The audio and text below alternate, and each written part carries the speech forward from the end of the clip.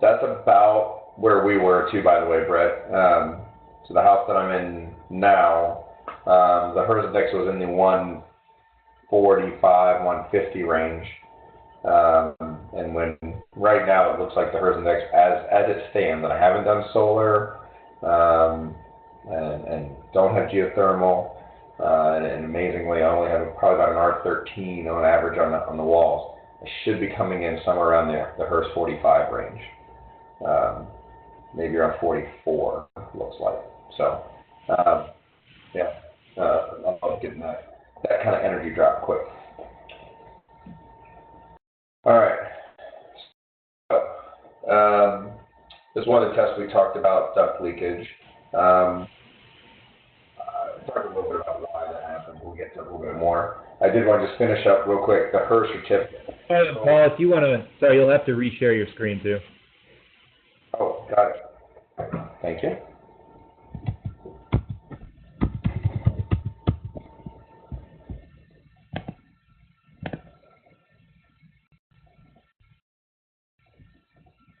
Am I on there?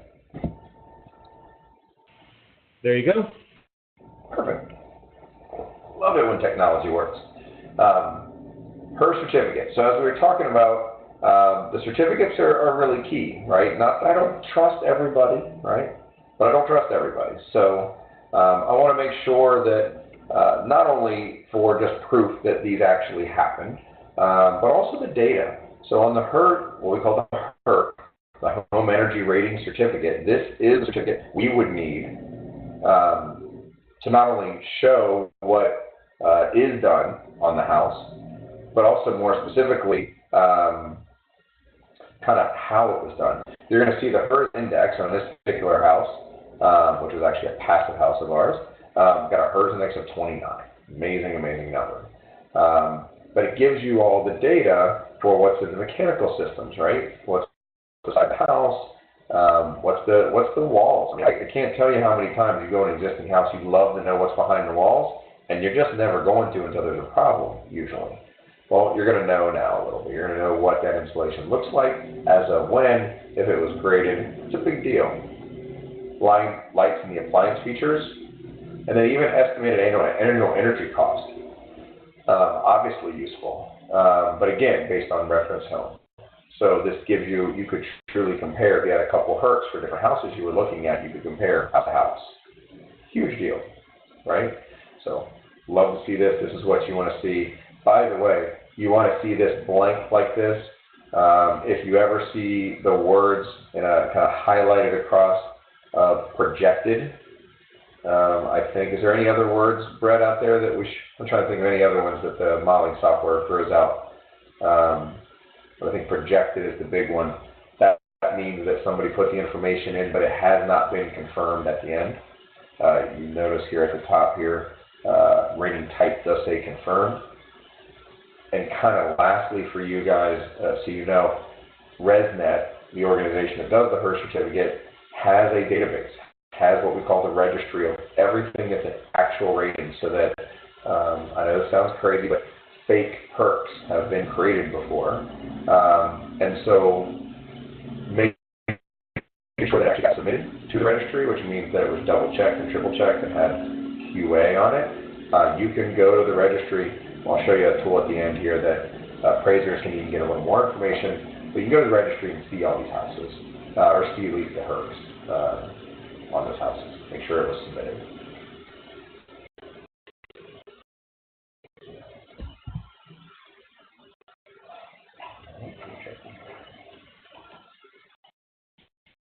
There we go. All right, so next, the Energy Star. Again, big brand name. So that's good. Problem is a little confusion because, again, we see Energy Star sticker. We know that little logo. We see it on all appliances and TVs and whatnot. This is an Energy Star certification for the house. So it involves getting a HERS rating and all that same process we talked about, plus a number of prescriptive items that we're going to also look at. A lot of things really focus not only just on the energy, but also on durability of the house. Water management, to make sure you're not having problems with water coming in and flashing points on windows. If anybody's bought houses and had problems. I'm sure that's in the top 5 list of things that more I wish I would have known what was going on. So this is a big deal. Energy Star sticker on a house is not only just about energy efficiency, but also the durability and quality of the house. And it becomes a metric for some of our other programs we're going to talk about. But Energy Star does pass fail. I also showed you that our HERS index of 29, which is a passive house certified house, has so low a load that probably by the end of the year they're darn close to 0. If not in some cases they are. Is the same with a house that passes with a barely, maybe a 70 or 75. Which is still a really, really good score. So Energy Star is pass-fail. Pass this metric and go through this process, and you're good. It doesn't give you a scale of how good, right? So it's good, and we just know that. Usually it's in the neighborhood of around the 20% better than the 2009 Energy Code. Gives you an idea. Same HERS raters, by the way. Independent third-party verifiers have to be the ones to do this. This can't be, again, the guy doing the installation contracting that didn't go out there and get his HERS rater. Remember that big list we had to put out in the beginning of all those letters next to our names? That's one of the things we go through to make sure that you know that this is something that is correct information. This is our Energy Star certificate. Get a lot of information. The thing I love to point out is in the bottom left, look at the HERS index thermometer. So you'll notice that HERS index becomes a constant item to, again, a lot of these programs because they like to use good programs. And ResNet is a good creator, if you will, of standards. It's a great standard with a great process to it. It makes sense. The consumer gets it. So you'll see that as the basis for the Energy Star sticker or certificate. Lead for homes. All right, so HERS index is energy only. Technically, there's a little tiny spot in there now about water. And same thing with Energy Star, but for the most part, it's an energy efficiency only program. LEED is where we start to get into the full green program. Okay. It was done by the U.S. Green Building Council, and no, that is not a government agency. It's one of the first questions I come up with. I know why do they say U.S.? It just is. U.S. GBC.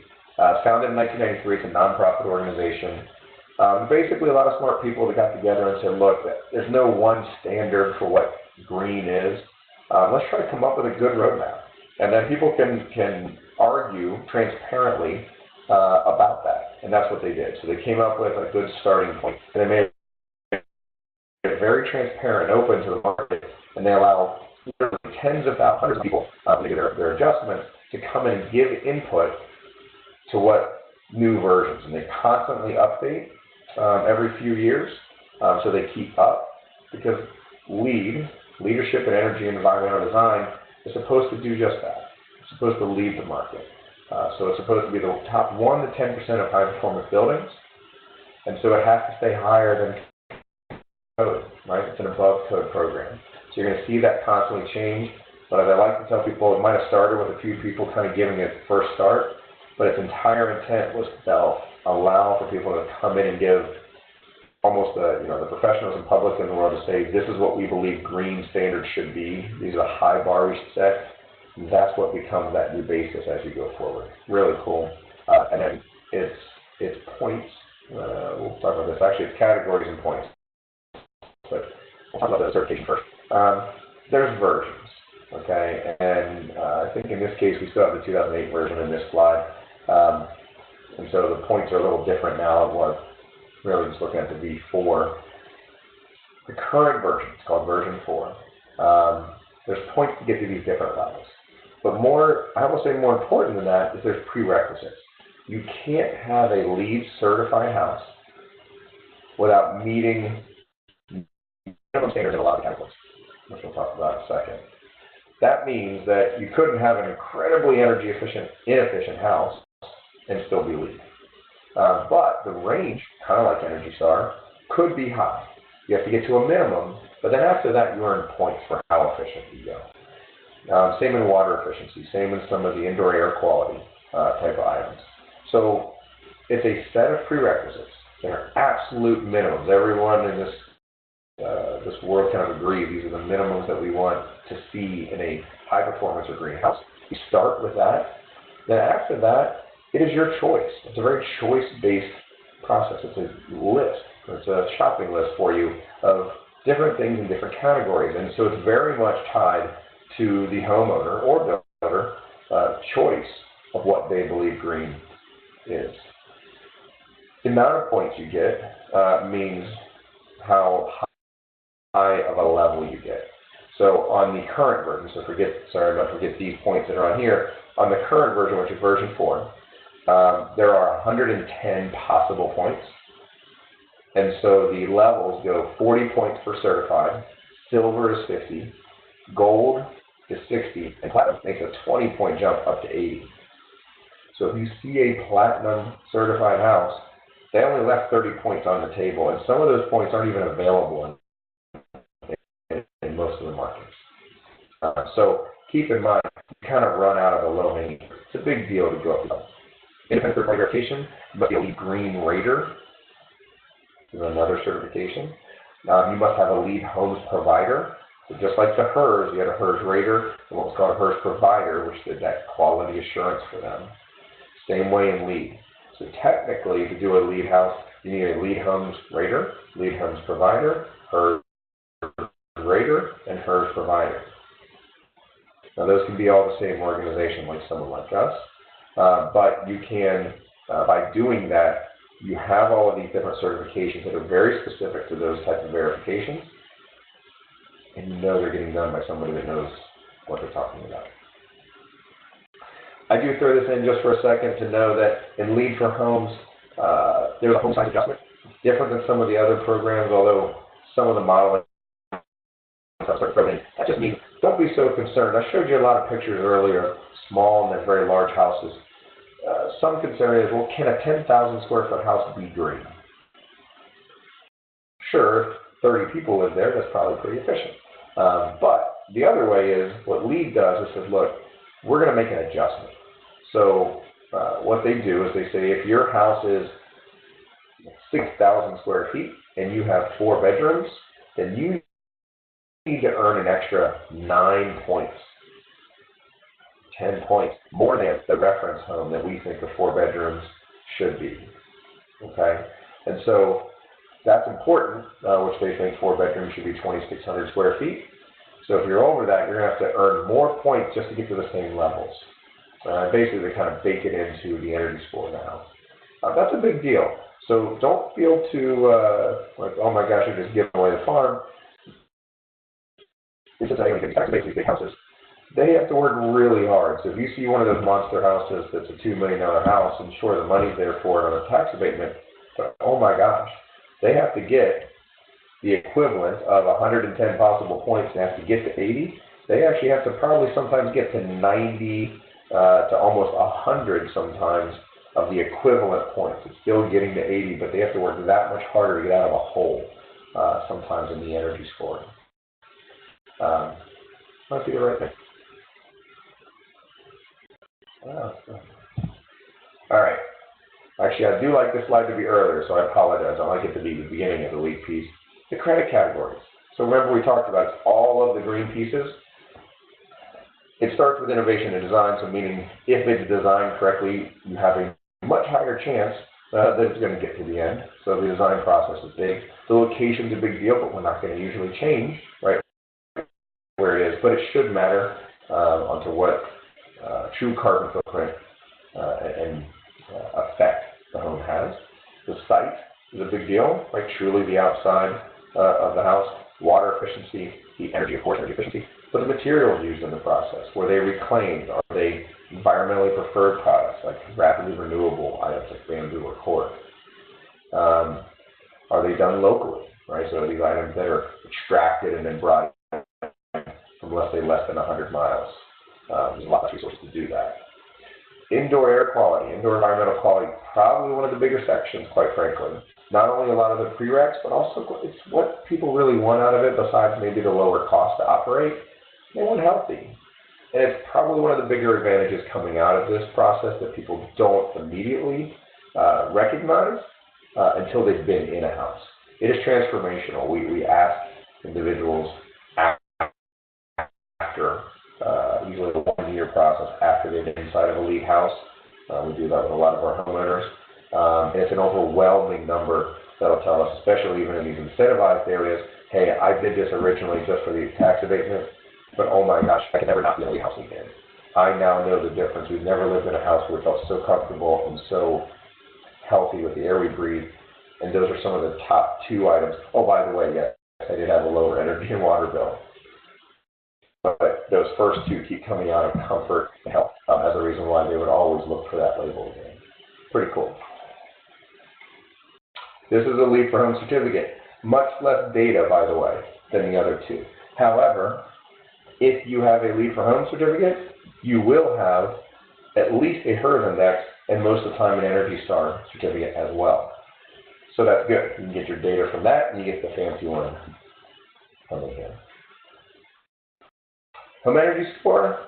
Brett actually has probably more experience with this up in Michigan, which is great. We don't see it as much in our area, but it's coming, I think, in different ways. But this is a great, much more simplified way to do an audit of a building, of its current status, and then give you recommendations for improvement, and then you can score again. So it's a simpler and again, less administrative process than that HERS score. All right, to get into more detail. But a lot of it now, this is a much better version, I think, for existing buildings that are trying to get a quick audit process. What we talked about Austin. Austin has a version of this and uses the home energy score a lot. Portland uses this as that metric, that automatic audit that they have to do on every transaction. So very, very useful. 1 to 10 score. Looks like a thermometer again, but kind of going left to right. Gives you some nice diagnostic testing. Can actually be used for the energy efficient mortgage, which is good. And again, in your area, and Brett, if you wanted to chime in here on this, if you've got some incentives or anything else, you'll see a lot more of these. No, I think you covered it pretty good. All right, cool. I want to see more of them, so I'm hopeful we'll see that. That's why we put it in there. And then other. There are other ones. There's a lot of other ones, by the way. Some that we'll see, and I can we talked a little about this. National Green Building Standard, we have a couple of them here in Cincinnati. Passive House, the very first one's about to happen, but there's about 4 more that are going to happen right after that. We have a couple of building challenge projects that are seeking it right now, but have not certified it yet in Cincinnati. I think you guys might actually have one, but I'm not sure up there. But these are all things that are coming, but they're very important that they're in there because again, if someone goes to these lengths, it needs to be noted so that we can have the data. Hopefully 10 years from now, there are maybe 20 or 30 or 50 or 100 of these, and then we can actually see some data on how well they sold. We won't go into too much detail on those other programs for that reason, except for to say this. National Green Building Standard, very, very similar to LEED, just different way of looking at things. The list of items is a little bit different options on a process. Third-party verifier does the same way. Passive House, we did mention this a little bit, but I do like to explain in general that Passive House, again, like it's a Ferrari in the energy world, think of it as building a Yeti cooler, all right? You're building a thermos.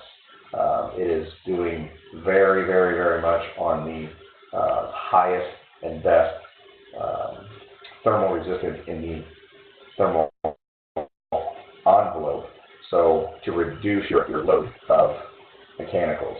So oftentimes you're able to shrink the amount of HVAC, so your furnace and your heating and cooling effectively by sometimes 70–80%. So imagine not needing it. The joke is, and it's not that much of a joke, you could heat a passive house with a hair dryer. It just doesn't lose that efficiency. Incredibly healthy because you're controlling all variables, and you have to have pretty much perfect knowledge strategies. Pretty cool stuff. DOE Zero Energy Ready. I do want you guys looking for this. This is kind of Energy Star Plus. So it's effectively getting Energy Star and then taking it a little bit further. Okay? It's actually the prerequisite. And then for Passive House, you have to at least hit this. The theory is, what if we take an Energy Star home with all those great practices, get even a little more efficient to where we can have the house in a condition where a homeowner can get into the house and put a reasonable amount of solar at some point in the future to get to zero energy. Zero is very exciting. Everybody loves zero. There's not a person that says, I love paying my utility company their bill.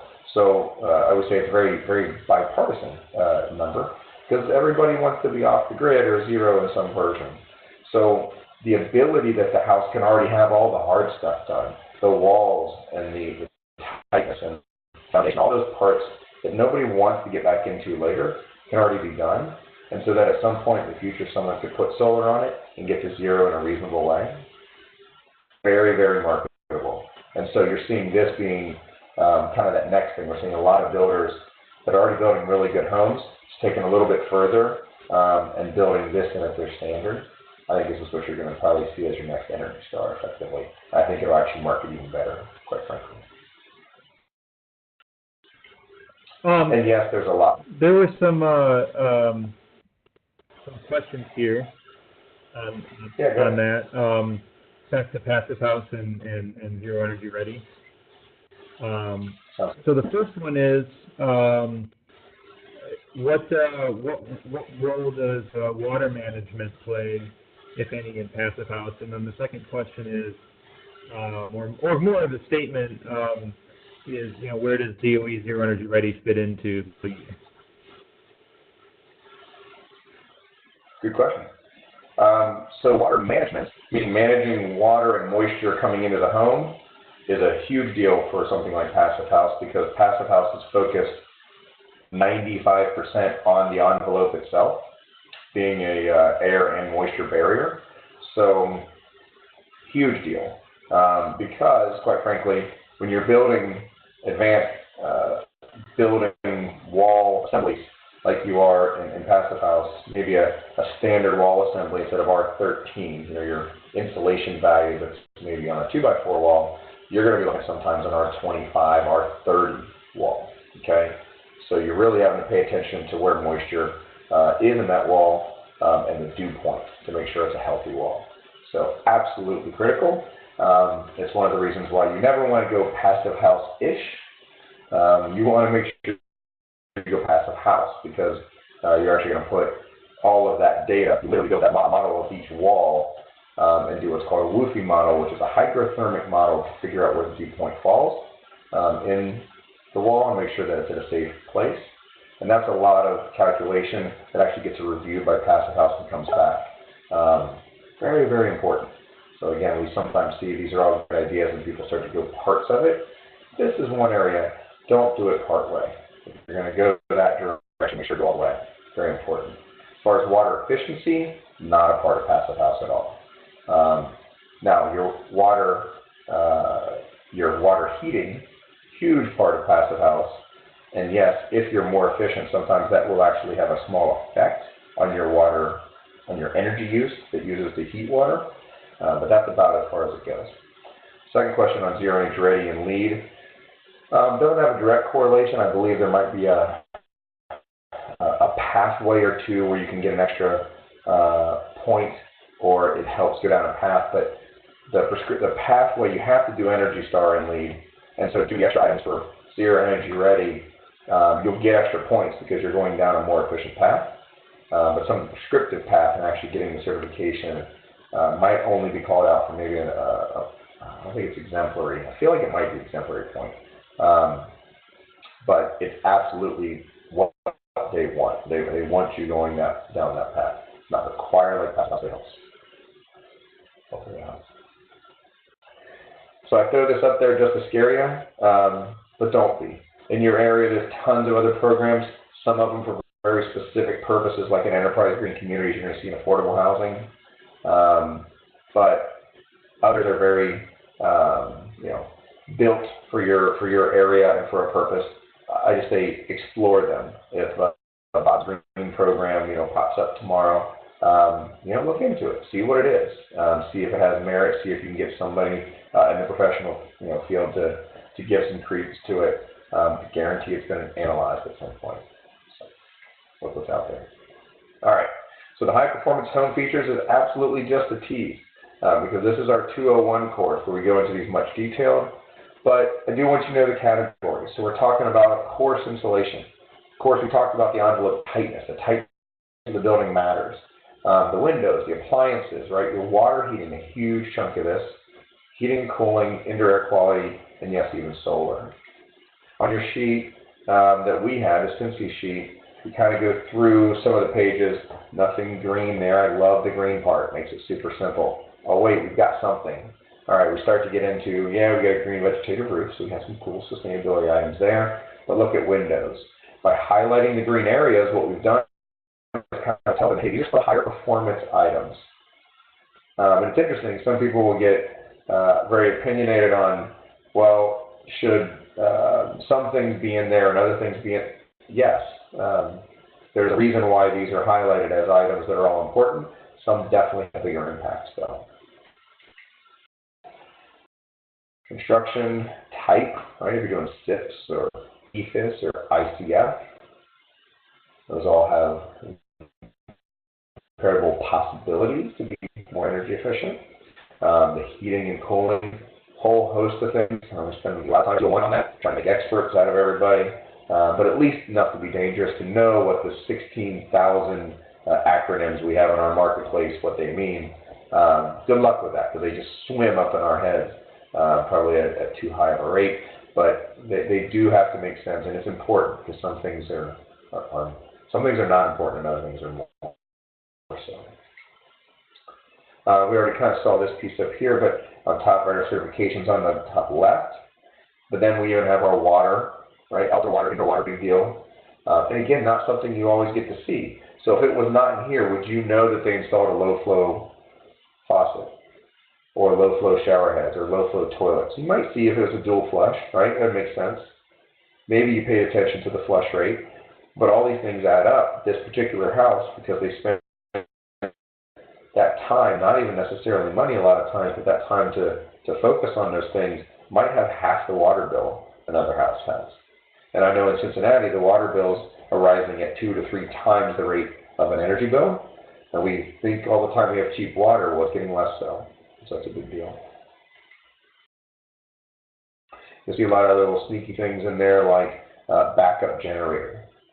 Well, that could be a standard backup generator, which is great for kind of resiliency, right? Something goes down, that's sustainable to be able to power on in emergencies.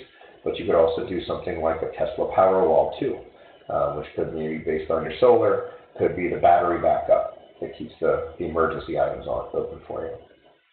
Radon systems and the like, CO detectors, things like that. All right, so last big section for us here, and then a couple little things. It's about the appraiser. I think I warned you on that, right, in the beginning that was going to be the case. I like beating on them a little bit because I have to kind of play appraiser a little bit. We all do it. Anyone that's an agent, we are one of the metrics of value, right? Our job is to know the market well enough, pull comps, right? If we're doing a comparative approach, we're going to pull comps, but we're going to know that street is a little nicer than this street, and here's the reason why. We know that this particular neighborhood sells better, without a pool than with a pool. And there's things that we know, right? Hopefully we're bringing value to the table. But we also know that at the end of the day, we could say all these great things, but if the appraiser won't give me any value, and that's our item, then we're kind of stopped. And so one of the parts of the Green MLS process, just so you know, in Chicago taught us this, and we've taught others, is you actually got to get buy-in from all parts. So one of the things we do is say, hey, we're about to include these features. We want your input. We go ask everybody. So you bring builders in, you bring contractors in, you bring appraisers in, and what's fun is then you bring the realtors, and you even bring the underwriters. Make them all get in the room, and then lock the doors. Do not let them leave, because I'm going to ask uncomfortable questions when you're there. That's what we did. It was great. I'm going to ask the question, okay, why don't we see more value coming from, let's say, geothermal systems that are getting involved? And then I'll ask the agent. The agent says, I would do it, but the appraiser won't let me in. The appraiser sitting right behind them. And then the appraiser like, wait a minute, I would do it, but my underwriter won't give me anything. And then the underwriter says, well, where's my data? And so when you get them all in the same room, they'll realize that they're all asking for the same thing. And so this is what we want. We want more data, right? No doubt about that. But we also want to make sure that the appraiser, then, if I get them that data, do they know what to do with it? I think Brett was telling a little bit of a story about that, when sometimes it's useful, right? Especially when the market's down a little bit and you need to look for something to set a house apart. Hopefully the market's going crazy. People don't tend to always look at all those extra little things. And so sometimes they'll literally just, it's not the thing they're most comfortable with, so they kind of set it aside. There still could have been value that kind of came out of that, but they didn't think you needed it. Or, again, like I said, it's not something that's on the top of their list that they're super comfortable with. So you want them to have this. The Appraisal Institute Residential Green Energy Efficient Addendum. Remember that sheet that I created for Cincy that was just the one pager on the one side and the definitions on the other, and I said it came from a 6-page. That's this. It's been out for years, and this is the standard form that appraisers have had. They may not have ever learned about it. There was training, lots of it, and not everyone had to have the training, so not all appraisers have used it. The ones that have will swear by it, and they'll continue to use it because it puts everything in a nice, easy to operate format. And if they went to training, they saw the guidance that the appraisers put out on how to value sustainable buildings. Okay? Get this form. Anybody, I don't care who you are on this call, you need this form.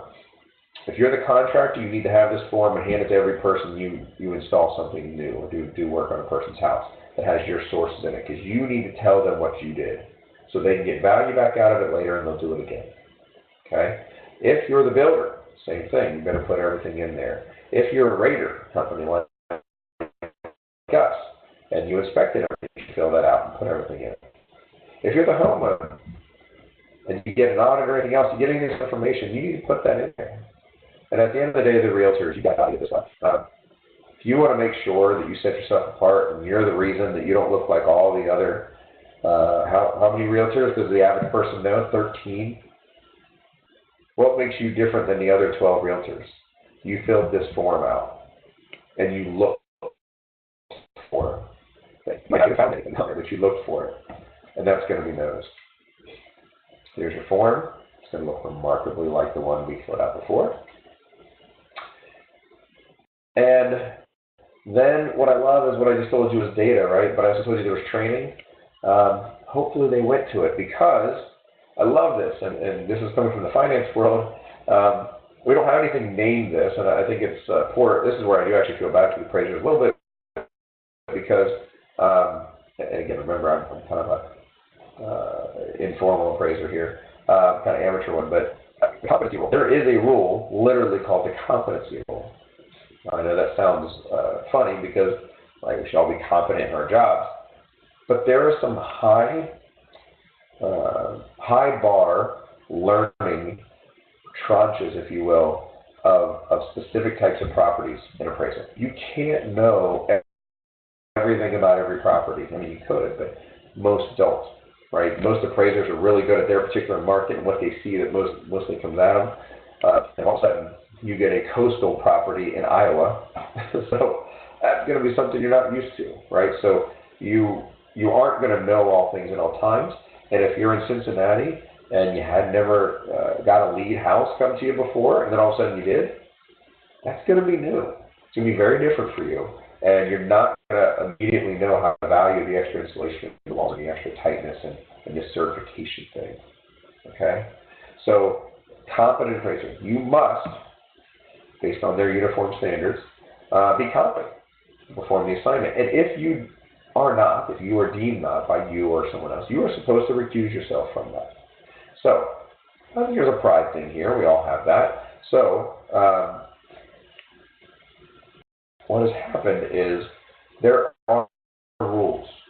Most don't realize there are. And one of the things that happens when we had the housing crisis, right, this last housing crisis, the recession, there was there was a problem that we had in the industry, and there was a recourse that happened that put us on our heels a little bit in the industry, where appraisers were getting picked, right? So I've got a house that probably should be worth $200,000, but Bob, the appraiser I know, I love this guy. He always gives me the max value. My buyer wants to sell it for $300,000. You want $300,000? I'll give you $300,000 because Bob always gives it to me, and I can just call Bob anytime and tell him, here's the number I want. That was happening. We can't say it wasn't, but that became illegal afterwards. There were some laws that went into effect. So there's been an overcorrection, and a lot of individuals think, you're not allowed to talk to the appraiser because that's technically a firewall they put in place from a legal standpoint. That's mostly true. Most of the finance organizations, so banks, brokers, anybody, they have what's called a stable. So they have a group of appraisers. They're not allowed to pick which one, but there's a group, and there's minimum numbers. And let's say they got 6 different appraisal companies, okay, that are in their stable. It's supposed to be random, that they say, okay, you, client A, would like to get an appraisal. Great. I'm going to hit the button, randomize, and here's your appraisal. You're getting appraisal company ABC. They're going to do your appraisal. I didn't pick them. They're just one of the 6 that we have in our approved group. Okay. What happens now, that appraiser goes out, let's say you have a high performance home, and they come out and you realize that they didn't even look at your solar panels on the top of the roof. They didn't look at the certificate you handed them that said, you're Energy Star certified, and they definitely didn't crawl in the attic and see that you had R60 up there, right? So, or care. And so you're telling them, trying to get this information, and it's just not something they're putting anywhere. There's a little section on a standard appraisal that says green features or energy efficient features. It even says none. I actually had that on my own house, by the way, which was pretty funny.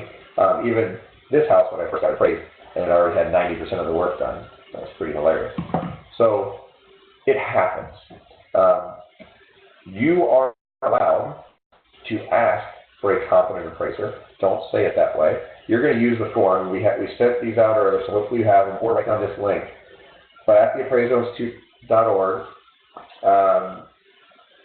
you're going to do, well, first of all, you're going to try to find a competent appraiser. But you're allowed to ask for a competent appraiser. And I'll just skip up and I'll come back. This one. There's a document also on the Appraisal Institute website, being right. And effectively, dear letter, this new home is a special property. It's energy efficient, high performance, and it has these features, or it meets these requirements, right? Whatever it is that makes sense. When you write this, you are putting on notice to the lender that you are requiring a competent appraiser. They then are required, by some guidelines, Freddie Mac, FHA, they are actually required to then seek one out. That's, by the way, 80% of the market. So a lot of them don't know this. I've had this conversation many, many times. But when they do, well, let me look at my stable. First one doesn't have any kind of training or anything else that has this type of thing. Oh, let me look at the next one. I don't have, nope. Oh, my third one has it. Great. This is the one you get. Or what if nobody in their stable does? Then you can have that conversation. They're actually allowed to go outside that, and you can provide them with this list. So I do show this just so people can see it. I'm going to switch over here to the appraisalinstitute.org. Now, the Appraisal Institute doesn't mean all appraisers are part of that, just so you know. Okay, the Appraisal Institute, I forget the number. I believe it's over 50% of the market, but I feel like it's 50, 60, maybe 70%. Don't quote me on that. Of appraisers belong to the Appraisal Institute or have a relationship with. And so I'm assuming those are the only ones that are going to show on here. But you can, right here, find an appraiser. You can go in and do an advanced search. And you'll get a nice search function here. You'll go over on the left-hand side, and you'll see evaluation of sustainable residential. on that. Come down, pick your state. So I'll pick Ohio.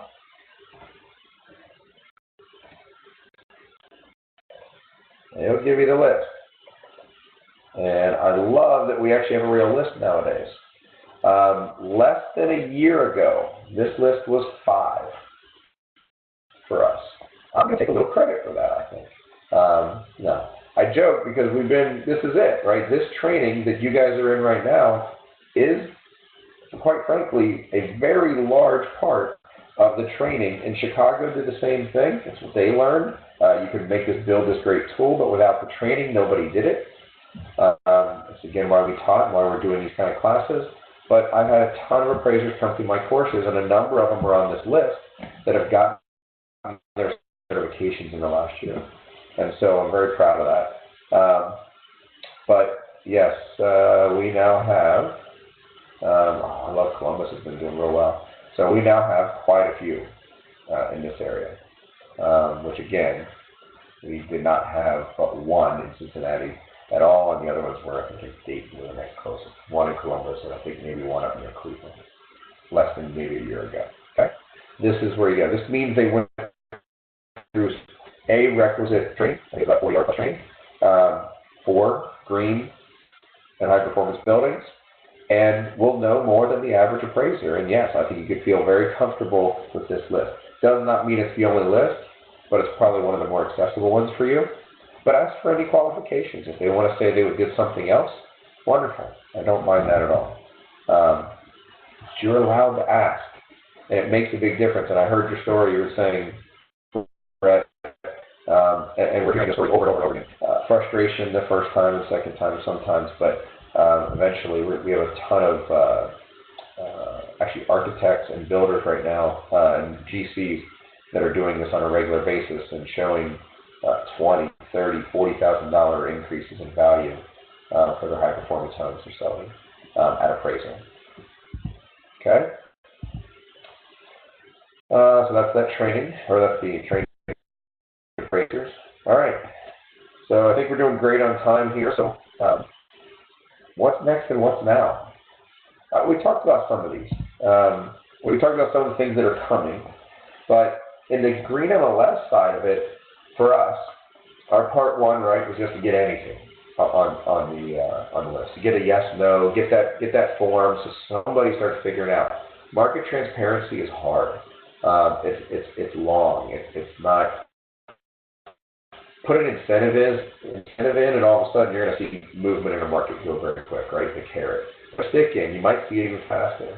But the hard fact, the market transparency takes a while, and there's not a lot of, in most cases, money and stuff out there. So be happy when it moves. First phase to get something done. Second phase, we were lucky at our second phase to get most of what we wanted. Now the data isn't going to populate day one, right? So data is going to be going in there over time. And as houses sell or get listed, and agents and appraisers, everybody else starts go to these classes learn how to put stuff in. They're going to put all that information in, and over time, we're going to see how to sell with that data. And then appraisers really get to do the fun part and take all of that and say, oh, now after 3 years, I've seen 10 of these houses sell. 2 of them had geothermals, and the other 8 did not. I could compare these houses and show now a difference and come up with a real number. Once you get enough items to get similar enough to where then you have any outlier with this particular thing, this had LEED certified, these didn't, now I can start to see where that delta is and what that real value is. Most common question I get in my class is, how much value should there be for a geothermal? I don't like a geothermal in Cincinnati, but it is. And I wish there were one, but there's not. There's a real baseline geothermal, and there's real high-end geothermal, which are pretty wide range. So part 3 for us is analyzing the data. Right? Who starts it? What are some of the trends we're starting to see? Error rates is a big deal, right? Is there a way that we've worded it that did not allow for the information to come in a good fashion? We're getting bad data. It's called garbage in, garbage out. You don't get good data coming in, you're not going to get much out. What are we learning from it? And again, the biggest thing we learned from Chicago and California and some others is just education. It has to be constant. This stuff changes. It's our job, company-wise. We're at this every day. Hundreds and hundreds and hundreds of projects daily. Even the most really passionate individuals, whether it's a builder, an architect, a contractor, an agent, you probably don't come across to the extent that we do, but a few times a year. So education is key. And then you start realizing, well, maybe I actually do come across more than I thought, right? This will help, though. Just recently, so I actually get to kind of roll this out. It's technically been out for a couple months now. I think it got officially rolled out back in February, but you're starting to see it. ResNet, right? The organization that created that, they partnered with the Appraisal Institute to create an appraisal portal, taking that registry of all the HERS indexes that have been submitted, which is millions, right? So getting close to 2.3 million, I think.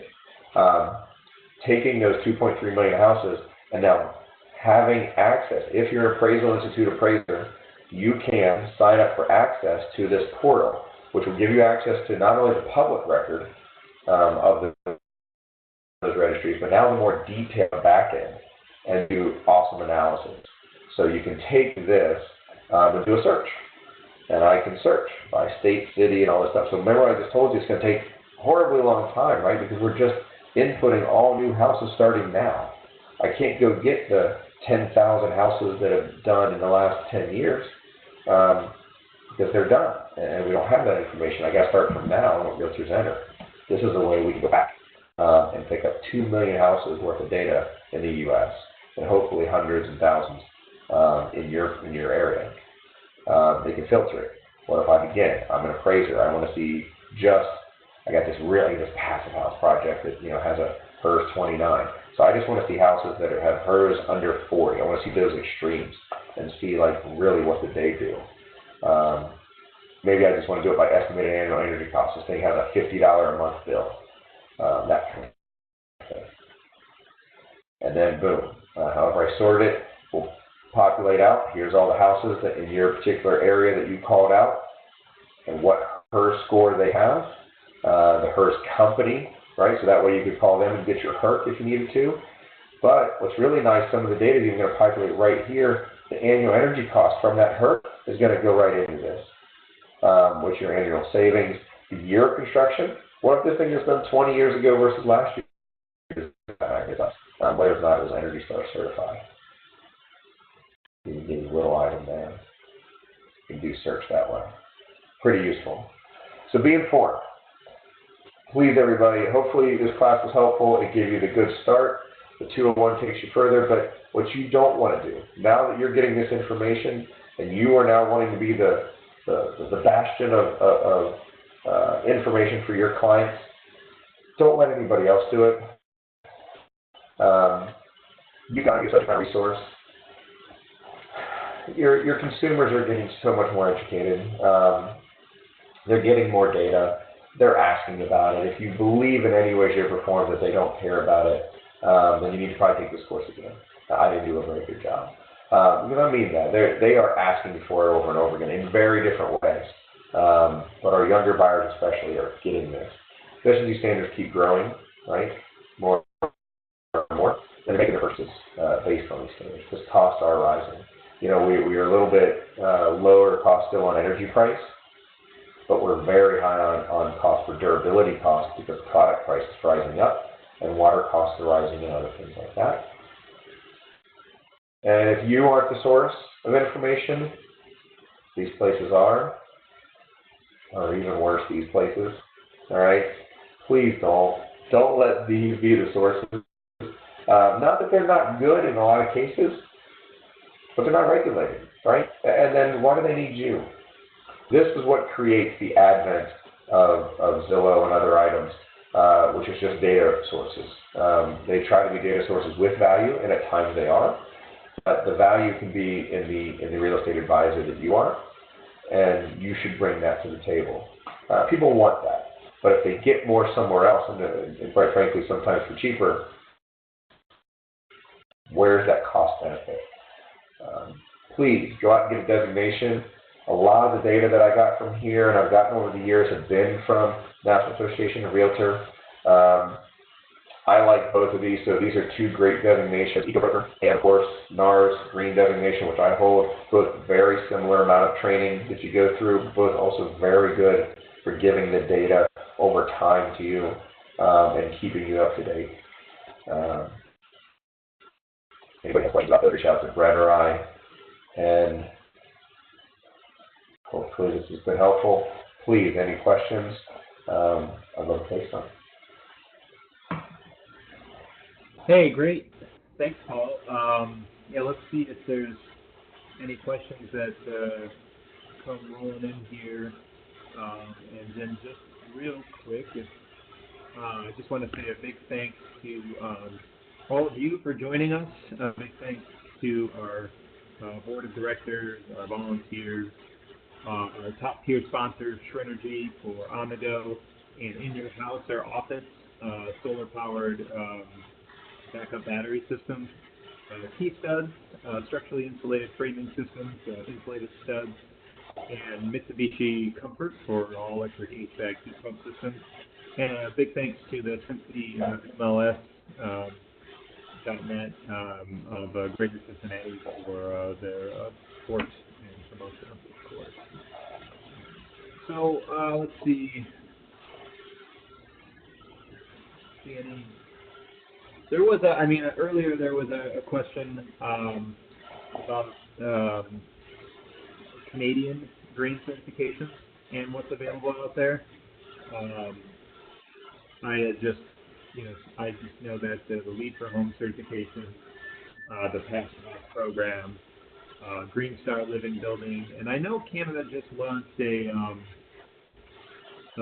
zero energy or zero carbon program that seems pretty interesting as well. But I don't know if you know of any other out there, Paul.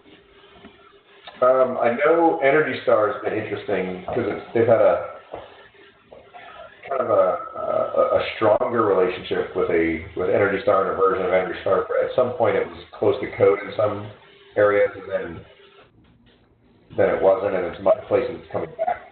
But it's very popular. I know that. I have a partner company up in Toronto who does a lot of work there and keeps me up to date. Wow, I'll say in a lot of places in Canada, as you can imagine, the cold weather climate efficiency is a must, right? Not a want. So, yeah, there actually is some pretty good programs. But there is a Canadian Green Building Council, so which is actually a US Green Building Council. They're probably a really good place to start and ask those questions. You were mentioning, I'm just trying to find the slide here, some legislation, not the SAVE Act, but some other proposed legislation. I don't know if it was Green Appraisal, or are you remembering what I'm talking about? Yeah. There's been a proposal requiring, so it's just one step further than where we are now, but requiring a certified green appraiser for green appraisal, right? So if you had a certified house, you'd have to use somebody from the list like I showed you. Mm-hmm. That right now is market-based, so Fannie Mae, Freddie Mac, FHA are all requiring it in their guidelines. But I'll give an example, and I might call them out a little bit. We actually had a client that we worked with, Rocket Mortgage, on, and I actually got on the phone with them when the first appraiser, we asked them for this process. Okay, can you get to a green appraiser? It was a Fannie product that they were using. They like to tout they're the largest. Not Fannie, FHA. They're the largest FHA lender in the U.S. And they had never heard of the requirement of a green appraiser to have a appraiser for high performance building. And so I got 3 levels of management, and still they had not heard. I even sent them the language. So just because it's out there, It's market-based a little bit. These institutions are requiring it, but it's not by law, if that makes sense. It's in their documents. So the law piece would be the next And is that step. is that Ohio legislation or U.S. or what is that? Well, it was the U.S., so it got, I don't think it was in the SAVE Act, or they tried to package it together with the SAVE Act at one point. Okay. And if I think about it, I'll find out, I probably could find what act it was, but it was one that went in, died, and then went in and died, where the SAVE Act just keeps going. That one just, I see that on things all the time. Yeah. Whatever the other one, I think we kind of saw it, and then it died off. So I don't know if it's still out there or not, but because of what the mandates that big organizations made, it might not happen because they feel like that's 75–80% of the market. Right. But I just know the enforcement's not as strong. Right. So you would think if your MLS was green or partially green, you would know. But speaking from experience, even here in West Michigan, to find the documents we need for the green MLS is, it's an effort. And so, where could somebody? Do you have any idea on where somebody could find out if they were in an area and doing work in an area that had a green MLS? Yeah. Any place you are, I would start with if you're a professional that has access to your MLS. Then right? That's easy. You can look through it and see what features are available, and take the Appraisal Institute's Green Addendum as your kind of roadmap. That's a very good starting basis nationally for most of the categories that they're going to be important in most communities. So take that and just start checking down the list and see how many of those you get. And if you don't have more than about 10, well then there's probably a lot of work to be done. If you are anyone else that does not have access to your MLS itself, minus maybe a search function on a local realtor's website, which, by the way, local realtors can restrict. They don't have all the same search functions inside the MLS. You have everything in the MLS. A local real estate's website, they might only want to give you 10 or 20 or 30 things instead of the 150 items that are searchable, because those are the primary thing most people search for.